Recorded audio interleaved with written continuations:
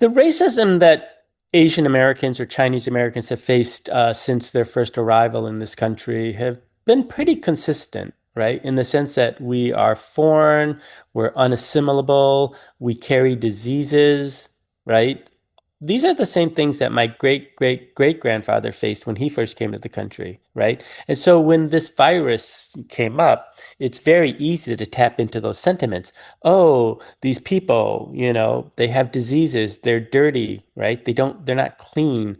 It was a narrative that most people maybe had already thought about. So it's not like creating one. It was actually just triggering, a racist thought that we had thought that people had moved beyond, right? But it really showed that no, that some of these stereotypes against Chinese people are really deeply ingrained in people's psychology. So I think that's why it was fairly easy.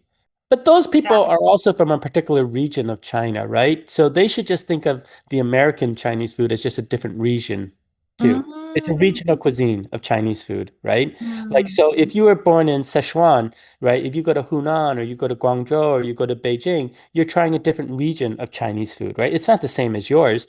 Just think of the Chinese food in America as a different region of Chinese food, right? What will Chinese food look like? What will Chinese restaurants look like? My theory, though, is that you will start to see more Pan-Asian restaurants, where Chinese food will be one of a selection of stuff, right?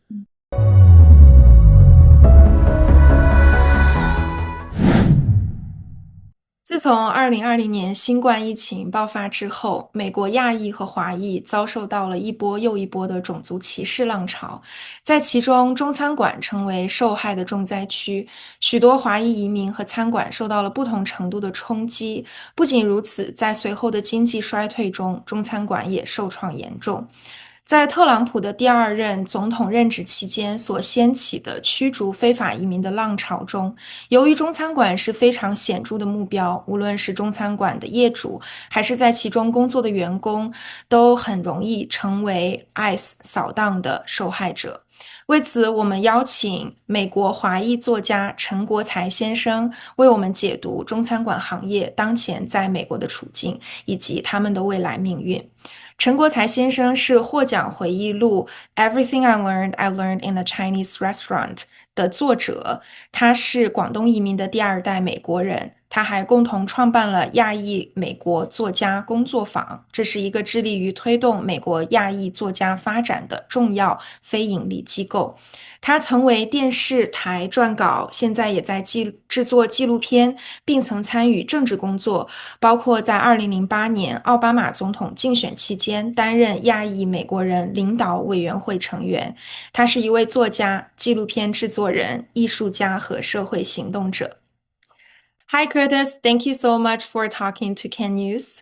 We know that opening restaurants has long been one of the most common ways Chinese immigrants establish themselves in the US. In light of recent immigration enforcement policies, including reports of increased ICE activities affecting restaurant owners and workers, can you talk a little bit about why do you think restaurants, including many Chinese restaurants, seem particularly vulnerable during this time? Thank you for inviting me. Yeah, as someone who grew up in a Chinese restaurant, I've always understood the impact that immigration policies have had on the community, these individuals, and even our workers.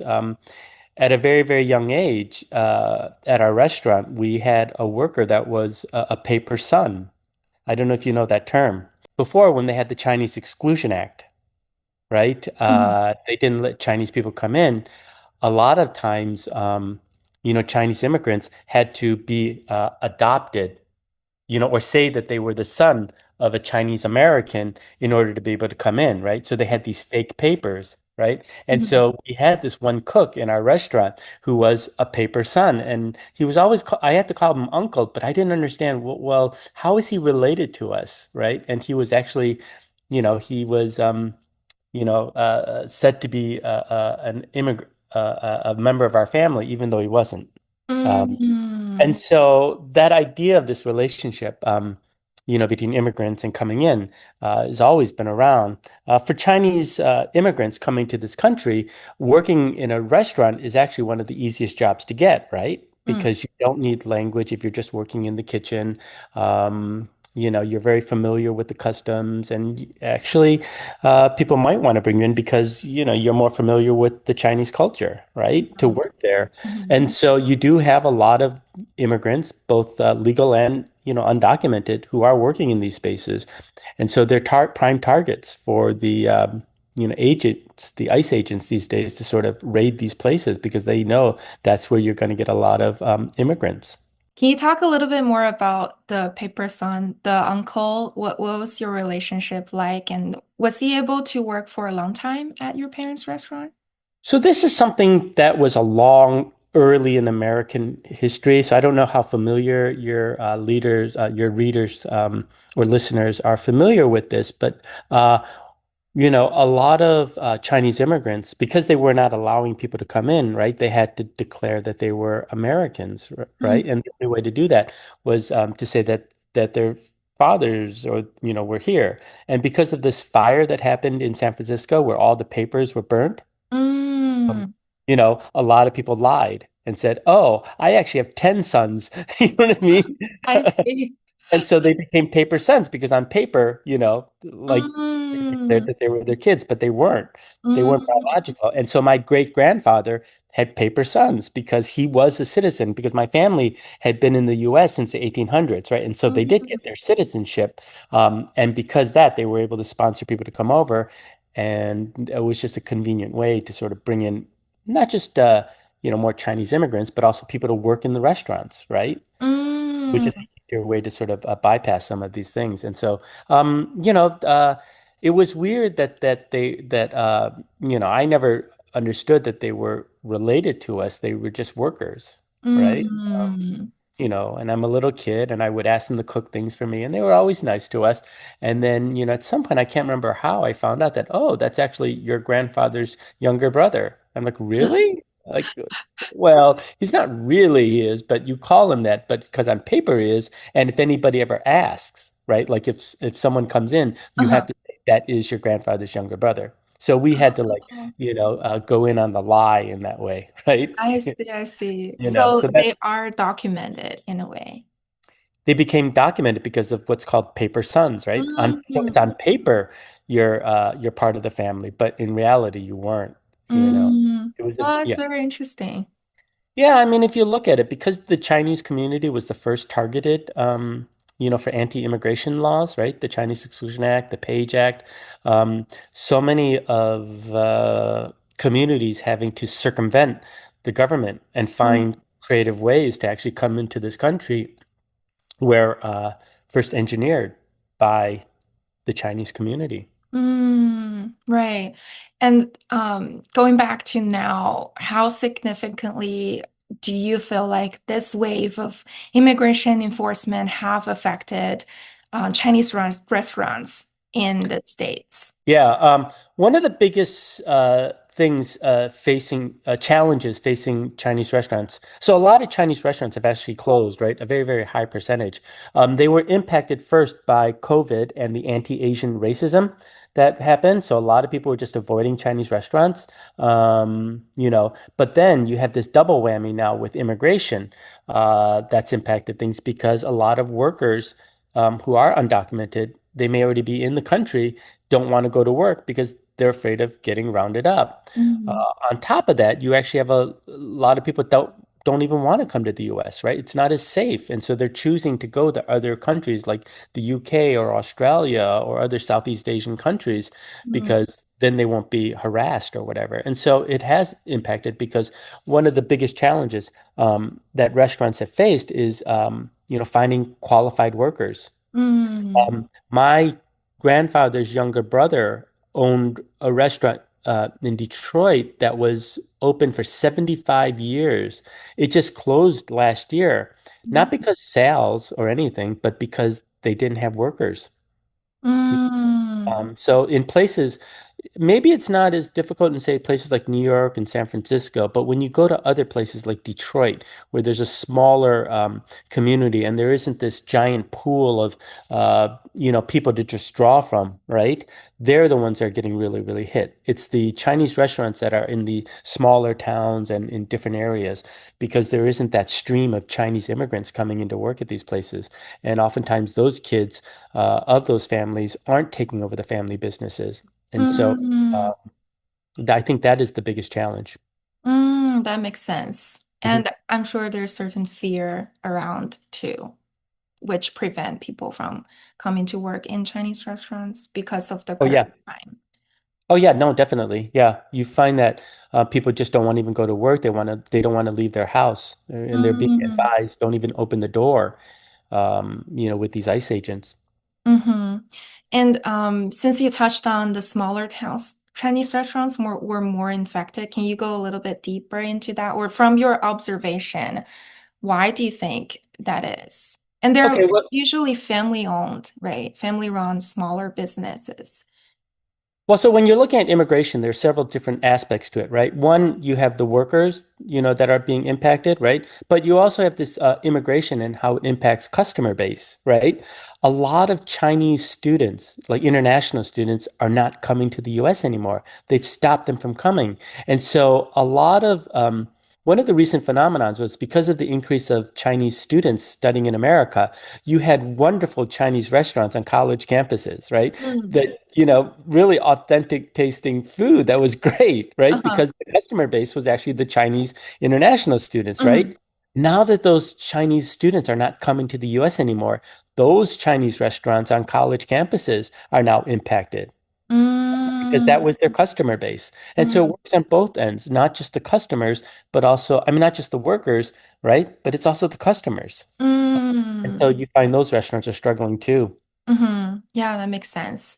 Mhm. And can you just share a little bit of your upbringing? You grew up in your family's restaurant in Detroit, as you shared. Can you walk us through what it was like being a Chinese American growing up in that environment? Well, I have to admit that my experience as a Chinese restaurant kid is a little bit different than most because my family's restaurant was opened in 1940. So by the time I came around, 40 years later, it was already a successful, popular restaurant. And so we had everybody from the mayor to Oscar-winning actors to celebrities coming, but we also had like the average people coming in too. But because we were already financially stable and we had a base, it wasn't like the typical immigrant coming. We did work long hours. Like, I worked like 80 hours a week over the summers, right? So it was hard in that sense, but I have a much more fond memories than say other kids, that grew up that Mhm. complain about having to be stuck at the restaurant for so much. So I guess that's where I'm a little bit more optimistic, I guess, more sunshiny than others. Mm, But yeah, you work your way up. You're very tight with your family. You're very close because you're on top of each other, right? And you have to work together as a team. mhm, And we started off, in the back kitchen, helping my grandmother bake cookies, moving up to busboy, to waiter, to dishwasher, to manager. Um, I was never good enough to cook. I mean, I tried it for a little bit, but mhm. I never really took because I'm not a very good cook. But yeah, for me, it's just such fond memories of growing up in that space. Mm. And you shared that your parents are actually already Americans when they were here. They weren't first generation immigrants, correct? My dad was born here, but my mom was an immigrant. She came as a teenager. She came Mm. from Hong Kong, so she spoke English. And so Mm. that's the language that we used in our home. I mean, my grandparents and my great grandfather, when he was still alive, they spoke Chinese, but they also spoke enough English where it's like I could speak to them in English. Mm. And were there any misconceptions people had about Chinese restaurant families growing up? You mean non-Chinese people? Mhm. How Yeah. people saw us in the community? Mhm. Um, Again, I think that my situation is a little different because we're in Detroit, where aren't a lot of Chinese restaurants. There's not an overwhelming threat. I think that Mm, when you go to other cities where there is a very large Chinatown, or a large Chinese community, people become a little bit more fearful. Xenophobia and things like that sort of, um, you know, take deeper root. mm, But mm. for us, I mean, we're the popular Chinese restaurant. We've been here since the 40s. Yeah, my family's been there since the 1800s. I mean, so there's not, I didn't feel it as much. I mean, obviously, we did had what are called microaggressions, like little things where it's like people would call our restaurant and do the ching chong noise, right? Or people would like walk by and open up the door and just, scream racist things. Oh. Um, What and ching chong noise? ching chong.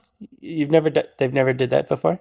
Oh yeah, no, in America, that's what they do. Then, they pull back the eye, they do, oh, ching chong, to imitate, Chinese speak. And so that was one of the most common ways that people exhibited their racism. But And then what you does all, it mean? Ching. huh? What does it mean? It doesn't mean anything. It's just I see. imitating the noise, like ching Oh, chong, ching. I'm surprised you've never heard that before. Oh, okay. oh. Um, it's similar to, like in some ways, when people say go back to China, but you also have other more passive aggressive like racism, like people making fun of MSG, right? And saying, Mm, oh, MSG causes headache. No, MSG doesn't cause headaches. mm, That was a coordinated attack to sort of, you know, uh, to dissuade people from going to Chinese restaurants. You know? mm. And so we I guess we encountered that, but in generally, I did feel welcomed and I did feel embraced by the city of Detroit. And how would you compare that era to today? What has changed for Chinese American restaurant families and what hasn't in terms of how the community see them?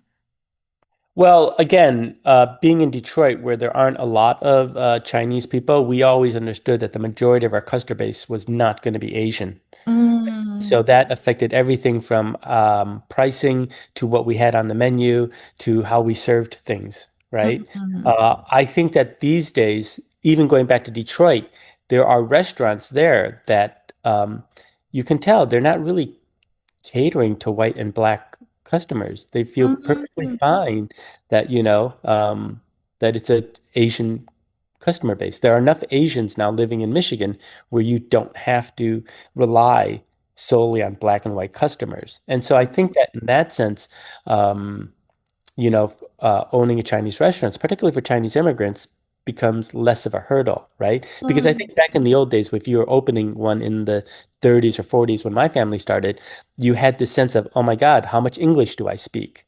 mm, Right? Because that's the reason that our family's restaurant has a different last name is because it was my grandfather's brother-in-law who was born in the U.S. and who spoke perfect English, and that's why it had this a different family name. They mm, wouldn't have to do that now because, you know, English proficiency, while helpful to the business, and dealing with the government, isn't essential in terms of dealing with the customers. Yeah. mm, And so I think it's become in some way easier in that sense, but maybe harder because it's more competitive because there are far more Chinese restaurants now.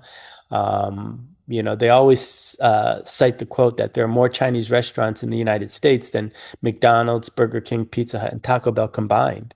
I mean, mm. they're just everywhere. Yeah, there are a lot. And you mentioned COVID before, right? The anti-Asian racism, the anti-Chinese racism. So during that time, Chinese restaurants were hit not just economically, but also by racism and even violence. Why do you think they became targets in that moment? And what was your observation and experience during that time? The racism that Asian Americans or Chinese Americans have faced since their first arrival in this country have been pretty consistent, right? In the sense that we are foreign, we're unassimilable, we carry diseases, right? These are the same things that my great grandfather faced when he first came to the country, right? And so when this virus came up, it's very easy to tap into those sentiments. Oh, these people, they have diseases, they're dirty, right? They're not clean. it was a narrative that most people maybe had already thought about. So it's not like creating one. It was actually just triggering, a racist thought that we had thought that people had moved beyond, right? But it Mm, really showed that no, that some of these stereotypes against Chinese people are really deeply ingrained in people's mm, psychology. Uh, so mm, that, I think that's why it was fairly easy, you know. mm. Why disease? Just out of curiosity.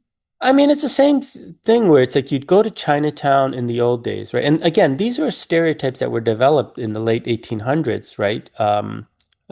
So you'd go, the only place that Chinese often lived were in Chinatowns. And because they were poor, a lot of them were in crowded, cramped inner city conditions where there were rats, right? And there was just all this negativity associated, with the Chinatowns back then, which Mm, isn't uncalled for just because of the economic situation, right? mm, And so I think that's why. As for why specifically diseases, I'm not sure. I think it's just this notion of being dirty and dirty equal disease. And it's the same mm, stereotypes of Asians eating rats and dogs and stuff like that. mm. It's all part of that same, stereotype, I think. And during COVID, if we compare Chinese restaurants with other immigrant communities like Middle Eastern or Latino-owned restaurant businesses, do you think Chinese restaurants were hit harder, or was it more or less the same during that time? I don't have the studies in front of me, but yes, Chinese restaurants were hit harder. And some of the studies that they did was like the number of credit card accounts that were canceled. Like in terms of if you went to Visa and MasterCard, right? They did studies of like which restaurants were closing during COVID, Mm, and they actually sh showed that Chinese restaurants are the ones that closed at a higher rate. So mm, there's actually data out there that shows that Chinese restaurants were hit harder during COVID. And mm, you're right, though. Restaurants in general have been hit, and I don't know if that's ever going to change. But in some ways, that actually opens up an opportunity right now because people have always done Chinese takeout, right? And mm, Chinese restaurants actually pioneered takeout in America and around the world, really.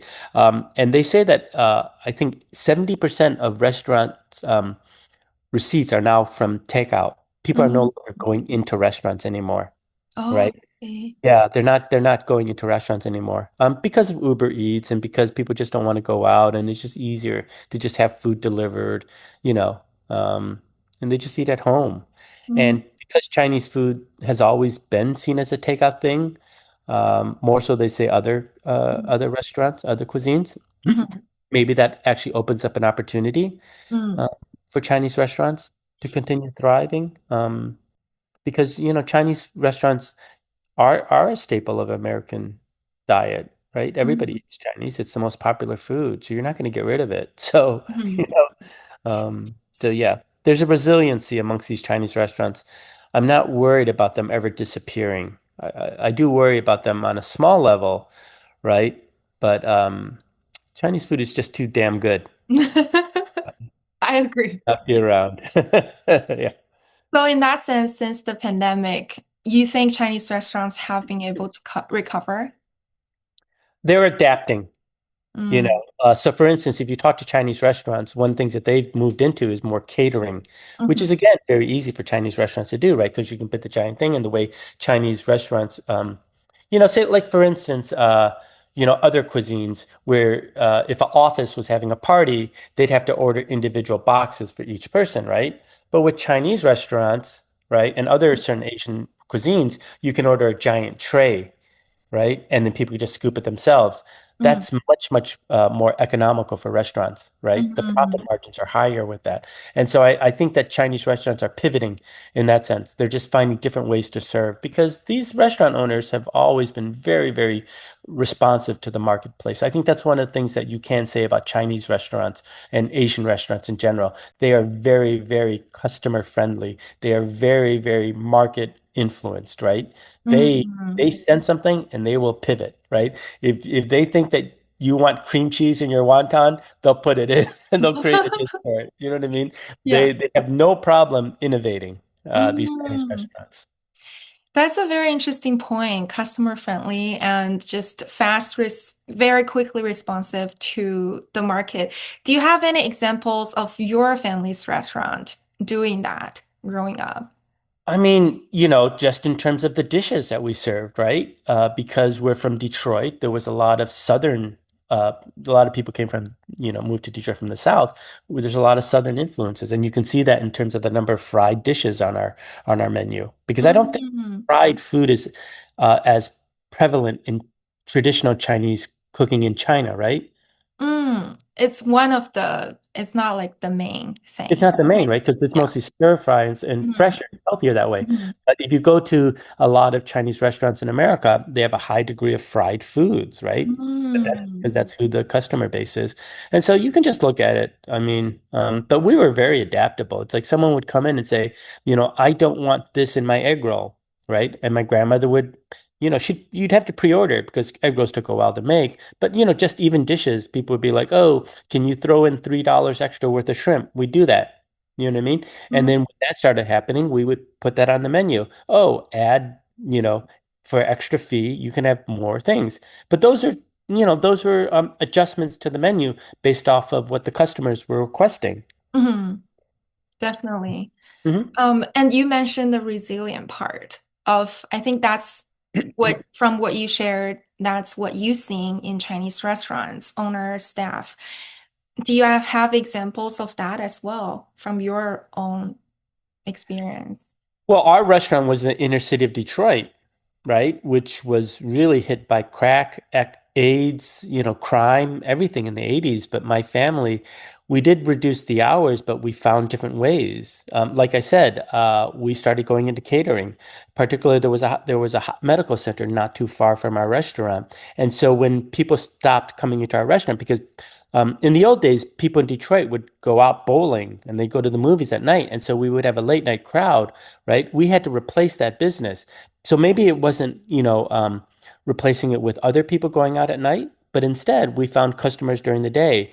And so, we started reaching out to doctors, right, who were Mhm, coming in as customers to dine in, and then we would talk to them and say, "Hey, do you guys ever have, things happening at your hospital where you need catering?"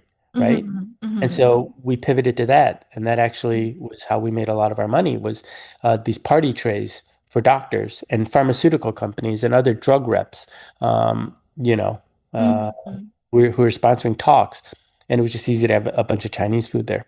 mhm.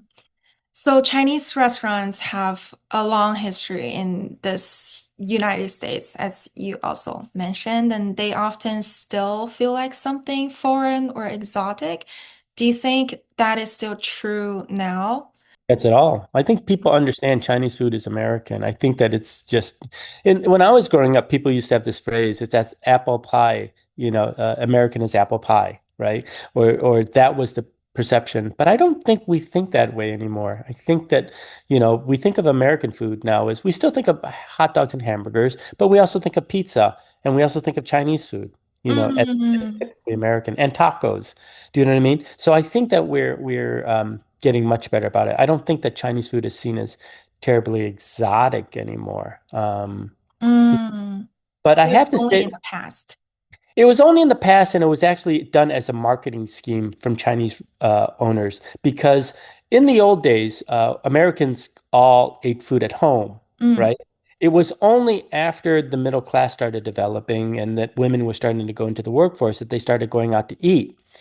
But if you're going to go out to eat, you're not going to go to the restaurant that makes the same things that you could make at home. You would go for the most exotic place, something different, right? And mm, so a lot of the Chinese restaurant owners played that up. And that's why you see that they made these, things, these elaborate things with dragons and pagodas and Buddhas and, Chinese lanterns. They played up that aspect because they knew that the customers wanted to come in and try using chopsticks and do you know what I mean? They wanted mhm, that. mhm, They wanted the exotic experience of going to a Chinese restaurant. But, mhm, as witnessed by things like Panda Express anymore, people aren't coming for that exotic experience anymore. They're just coming for good quality food, that they're mhm. addicted to. Mhm. Yeah. Yes, it's interesting that Panda Express is seeing more of Americanized Chinese food in terms of compared to the more authentic traditional Chinese cuisine. So there seems to be a tension, at least in the past, if Chinese restaurants become fully Americanized, like Panda Express, for example, they might lose some of their cultural roots. But if they try to stay fully authentic and just preserve the traditional Chinese food culture, it can be harder to fit into that mainstream conception of what Chinese food looks like. Do you think that is the case? Well, first of all, I try not to use the word authentic. Sometimes I might slip and use it, but I try not to use it because what is authentic Chinese food? Chinese food, Mhm. even in China, is changing, right? There's so many new dishes coming out of China that you didn't have. When I was younger, it's like you would have char siu bao and then you have bolo bao. But th isn't there a combined char siu bao with bolo bao on the outside now? And I that's a don't know.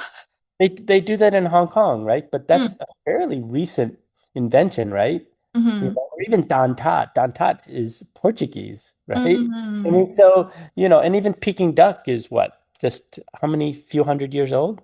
Maybe, mm, it's mhm, not 2,000 years old. mhm, Uh, and so, Chinese food is changing itself in China. So to have this idea of there's an authentic, I think really limits the way you look at cuisine in general, because food is always changing, whether it's changing in mm, China or whether it's changing here in America. In terms of the adaptations that are happening here in the United States or that have happened for the last several decades, I would argue that these people are still using Chinese cooking methods, right? They're still mhm, using the wok. They're still using the idea of pre-chopping everything, right? They're mhm, still serving it in the same way where you have a family meal together, mhm, right? mhm, You're still eating it the same ways. The ingredients may have changed a little bit, but the basic concept of Chinese American food is still very, very Chinese, right? So why mhm, would you deny that, as part of the Chinese heritage, right? I think the Chinese people in China should embrace the fact that Chinese food, the food that they made, the food that they grew up with, is so wonderful and so adaptable that it can adjust to any, setting, you know. mm. And so, So, uh-huh. So you think the cultural roots are still preserved, even oh, though with totally. exceptions? Oh yeah, yeah, yeah. You just change the ingredients, right? But because that's what's available. Like Mhm, traditional Chinese broccoli, gailan, was not available in the United States, right? And so mhm, they had to use American broccoli instead. But mm, it's still, the same, right? These things. mm, At least I think so. I mean, I'm not a cook myself, but that's my general attitude about it.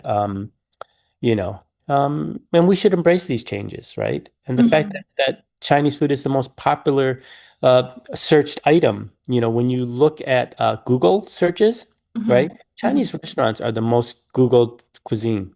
mm, And we should be proud of that, and we should be proud of the fact that we've had this impact in terms of how Chinese restaurants have actually altered how Americans eat their food, right? Because we're mhm, the ones that pioneered delivery. We're the ones that pioneered open kitchens, right? Where you can actually see where people cook, right? That's very popular in restaurants now, but that was first done by Chinese people because they accused us of cooking dogs and rats, and so we had to open up the kitchen so people could see them. Do you know what I mean? Eating family style outside the home is something that we pushed. Takeout menus slipped underneath your door, something we pushed. It's like, consistently. And even now, when you look at the cutting edge changes, who were the first restaurants to adopt QR codes, right? Um, a lot of them because a lot of Asians, were already comfortable with them in Asia, right? They mhm. were the first in America to sort of use that. Mm. I think a lot of people may have this sentiment because they would view Panda Express, especially people who are from China, they will view Panda Express as fast food, Americanized Chinese food. But But those people that, are also from a particular region of China, right? So they should just think of the American Chinese food as just a different region too. It's a mm, regional cuisine of Chinese food, right? Like, mm, so if you were born in Sichuan, right? If you go to Hunan or you go to Guangzhou or you go to Beijing, you're trying a different region of Chinese food, right? It's not the same as yours. Just think of the Chinese food in America as a different region of Chinese food, right? So many Chinese immigrant families, including restaurant owners, seem to encourage their children to pursue careers like law or medicine. At least that's what the stereotype or data shows, right, in the States. Do you think that's true? And why do you think that is? And you chose a different career path instead of taking over the family restaurant. Is stepping away from the restaurant a common choice among second generation Chinese Americans? You It can. is a very common choice because a lot of parents see how hard they're working, right? And a lot of the parents that open these restaurants are actually not trained chefs themselves. It was just a good, easy economic opportunity for their family, right? And so they never loved being a restaurant owner. And so to them, they really send this message that this is a temporary job to get you to the next rung up the ladder. I would say that my mom probably had that attitude because she was an immigrant. She married into a Chinese restaurant family. She didn't like the long hours. My dad did not have that attitude because he was born into it because it was his grandfather that opened the restaurant. So he already grew up in a restaurant and he loved it. He never pushed us to, but he also wanted us to have choices in our life. And so I didn't have that attitude as much as say other families, but I've heard that before, and I definitely felt it from my mom, but not from my dad. And it is because of the long hours, right? Uh, the Mhm. really, really hard work. I mean, you have to be there. We were open 364 days a year. We only closed one day a year. I mean, it's a tough life. Mm. Which day were you closed? Do you want to guess? Lunar New Year? No, no, because it's busy. People come for Lunar New Year. Thanksgiving, Oh, why? because because most Americans are at home eating with their families. I see. So that's why that's closed. Now, you could have guessed Christmas, but no, Jewish people eat out on Christmas. So Mm. Christmas was also one of our busiest days because Jewish people would come. And so Thanksgiving was the one day where people across the board ate with their families. And so Mm. that's we closed, but we would have a big party for Mhm. our family. Mm. Wow, so long hours. Do you think the pressure to move up socially or economically, if there are in, Chinese restaurant kids in general, plays a role in why many second generation kids don't continue in the restaurant business except for the long hours, the hardships? Because you said your dad also loved it, right? Yeah, I think that traditionally, yes, but I think that we might be at the precipice of a sea change with these issues too, because in the old days, people would say, go get a corporate job, move up the ladder. There's more stability in that way, right? Work for something. But the way the economics in America has changed so much, where you don't have these jobs anymore, people are hopping around, with different careers. You find that people are more doing freelance stuff, right? Like people your generation, right? You Mm. guys are more hopping around. It doesn't matter. Um, and the idea of owning a restaurant, owning your own business, I think actually is appealing to some of these people now, right? It's because, oh, I can just have a pop-up truck. I can just do a weekend thing. So you'll find this is maybe people are going to not necessarily look down on restaurant owners in the same way. Like you can actually be a restaurant owner and it's kind of a cool thing. It doesn't have that social stigma, right? It's actually there's a social capital to saying like, hey, I've got my own place, right? Mm. In a place in a world where having ownership of things becomes less frequent and people feel very marginalized and disposable, Mhm. being your own business owner becomes much more attractive to a different generation. Uh, Mm. I don't know. You're younger. Do you agree with that? You can disagree with me or not, but I mean, a lot of my peers, they tend to wanted to open their own business in a way, like be their own CEOs. At least that's from my, social circle. So I yeah. definitely see your point in a Yeah, way. why work for a large corporation only to be downsized 5 years into it? You don't have the ability. In the old days, you could say, let me get a good job at this company, work really hard, and work my way up and eventually become CEO or whatever. I don't think young people feel that those opportunities are as easy. They think it's easier just to go off and do your own startup, right? Like why invest all this energy, ideas, and creativity just for these large corporations that are just going to throw you out as soon as they can, right? Mm, So why not build something for yourself? And I think that mentality trickles down to any type of business, right?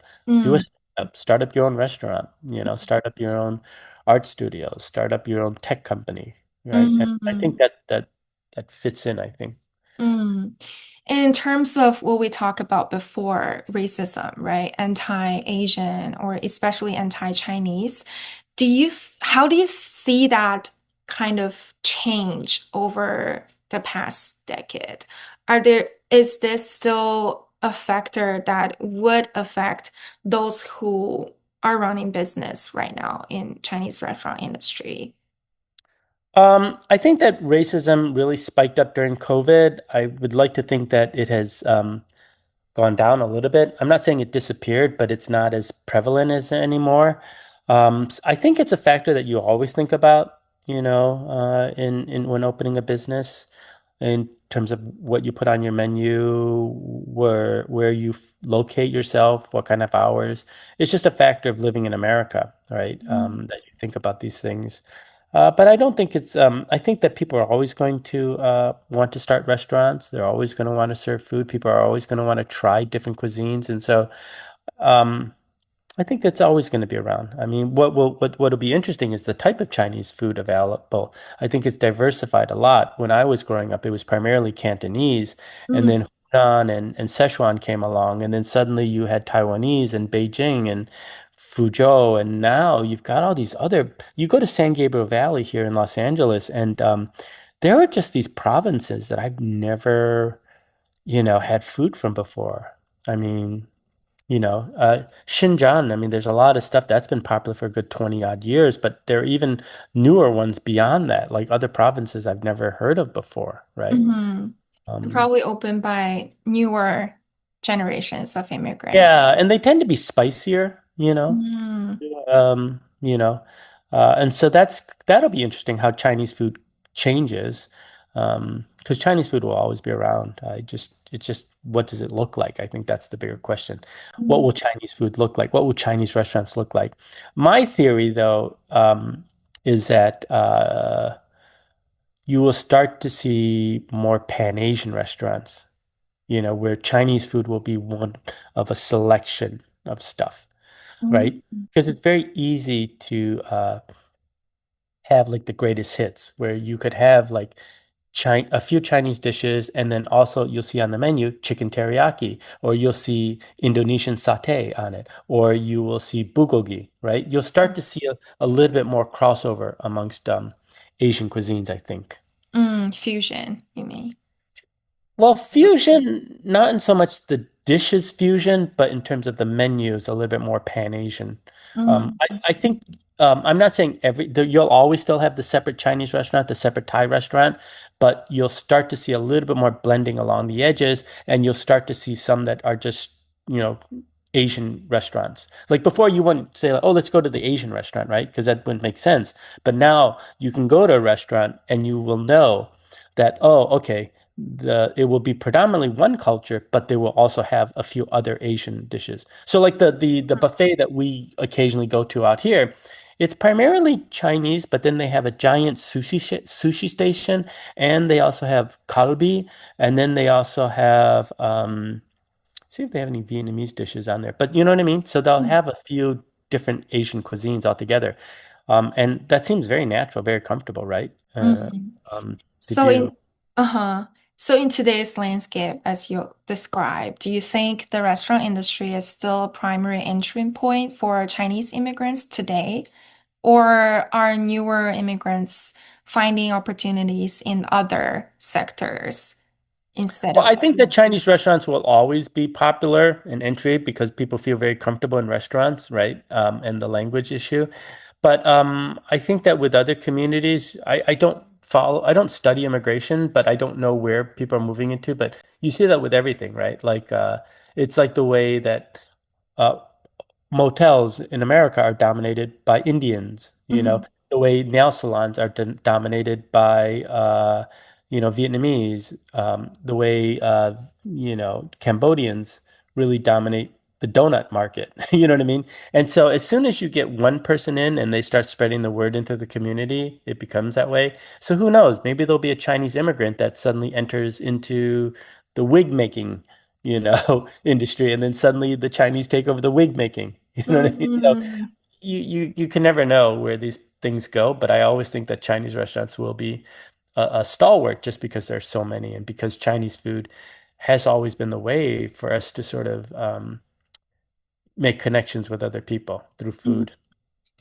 So in a recent social media trend, there is this Americans, they are posting things like, oh, I realize I'm a Chinese, or becoming Chinese, or Chinese baddies. There are heated discussions around this trend. I don't know if how much you know about this trend, but just do you think that kind of signals a cultural shift from the bigger population in the States, how they, in terms of how they view Chinese culture or Chinese restaurants? Or do you think that's just like a fleet, like a temporary thing people just pick up because it seems cool right now? Oh, you're saying non-ethnic Chinese people are Mhm. saying they're Chinese, or non-ethnic Asian people are saying they're Asian?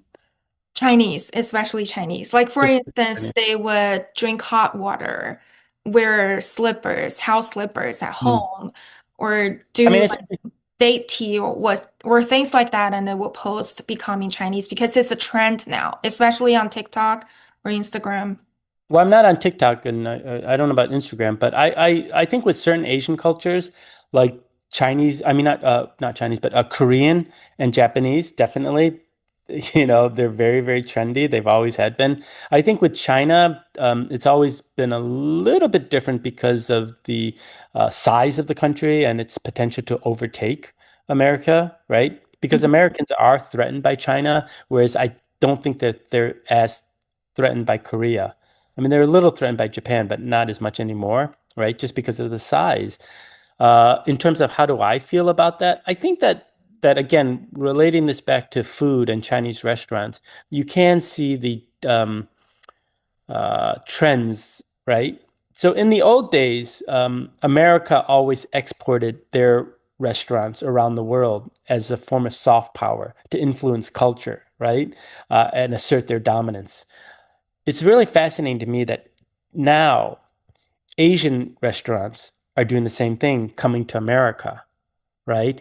You have places like Din Tai Fung and Hai Dai Lao and Jollibee from the Philippines and Todai from Japan.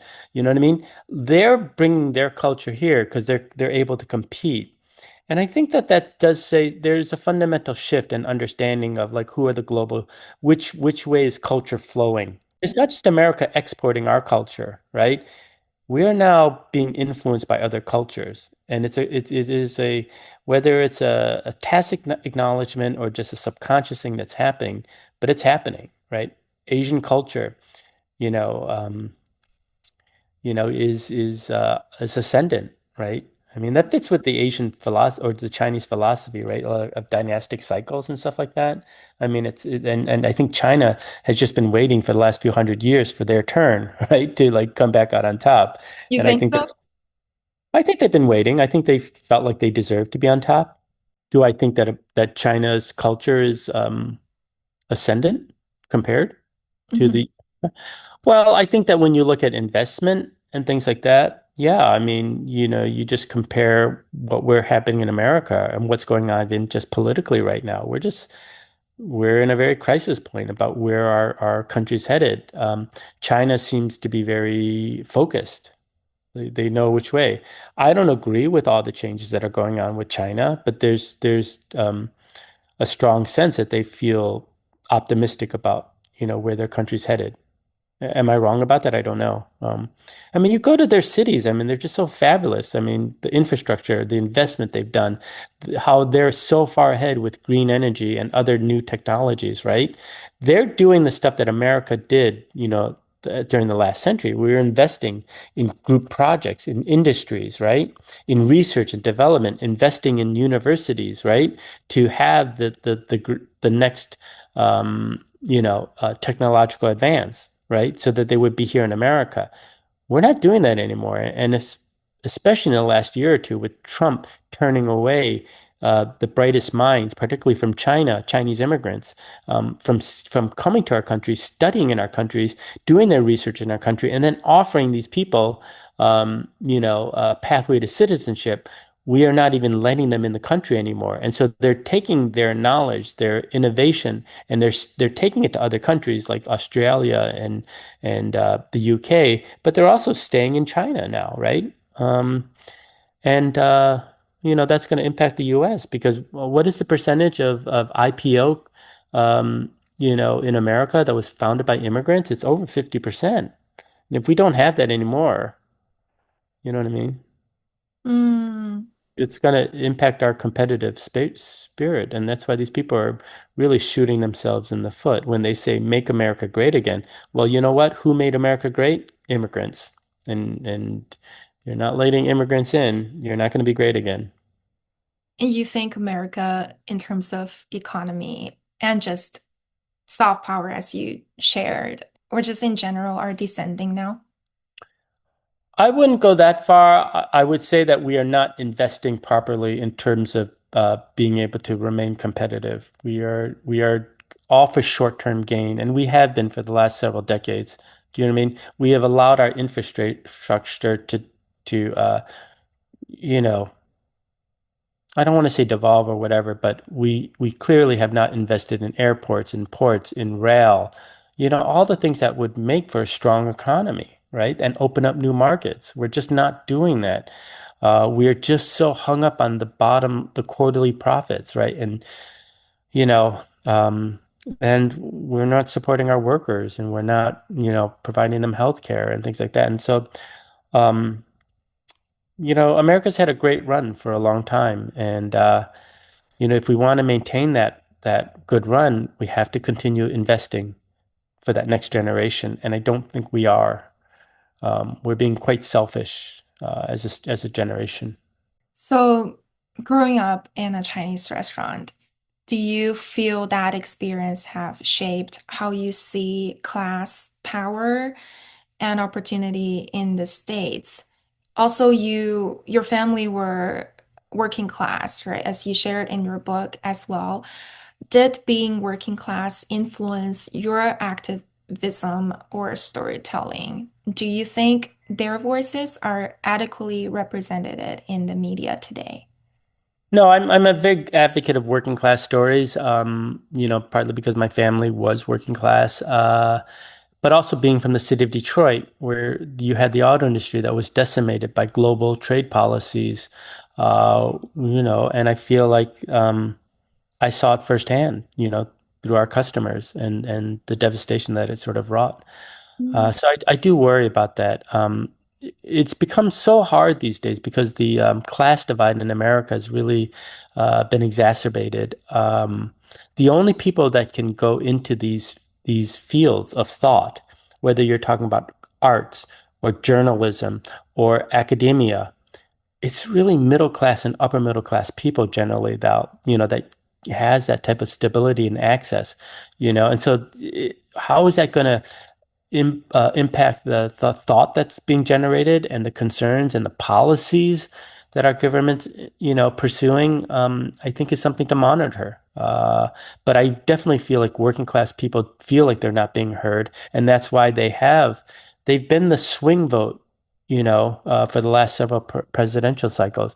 Whether you're talking about Obama to Trump one to Biden to Trump two, it's always been the working class people that have sort of dictated who wins, and it's because they don't have a political home right now. I don't think they perceive that either the Democrats or the Republicans are really supporting them. I mean, I think some are being tricked right now to think that Republicans actually support them, and that's why they support them. But maybe I don't know, maybe they've just thrown out their hands and just said, well, okay, well, if we're not going to get the economic justice, well, at least we'll get the other stuff that we want, which is the racism, and the sexism and all that other stuff.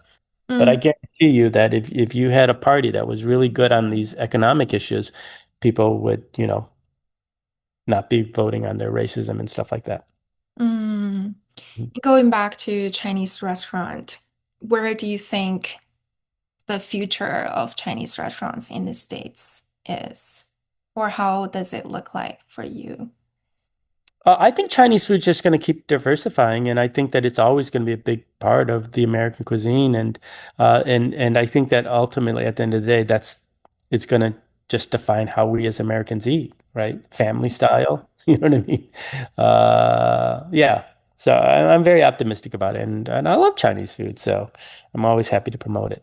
Going back to what we started from the beginning, the current wave of the immigration policy enforcement, do you think that's just like a temporary thing that will affect Chinese restaurants and owners' staff?